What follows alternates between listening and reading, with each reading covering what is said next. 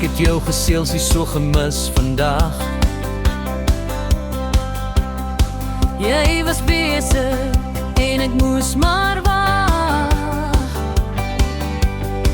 Ek was geduldig, soos ou moeder hen, net om te kon luister na jou rustige stem. Ons het al oor heel wat dingetjies gesels. Die werk wat ons doen en wat het behels. Van kinderdag, familie, van skool en sport. Die tyd om te gesels is net altyd te kort. Jy het nie 'n rustige stem, ek hou baie van jou man. Ek hoop dat dinge gaan uitwerk volgens plan. Sal jou regtig graag baie beter wou leer ken. Hoop dit is jy wat my hart weer sal wen.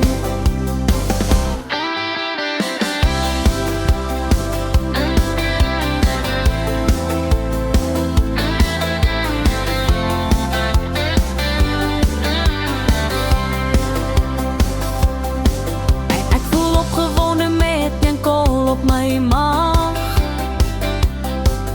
Die gevoel ken ek, dis nog net bietjie vaag. Ek wil nooit weer seer kry en hartseer wees. Dis my gevoel wat my binneste laat in vrees. Nou is ek moeg, dit is reeds verby middernag. Is dit dalk die rede waarom ek lank moes wag? Soveel maande, soveel pyn, soveel hartseer. Miskien is dit liefde, ons sal dit nie kan keer.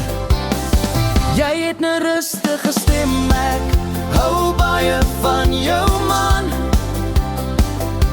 Ek hoop dat dinge gaan uitwerk volgens plan. Sal jou regtig graag baie beter wou leer ken. Hoop dit is jy wat my hart weer sal wen. Jy het 'n rustige stem, ek hou baie van jou man. Ek hoop dat dinge gaan uitwerk volgens plan. Sal jou regtig graag baie beter wou leer ken.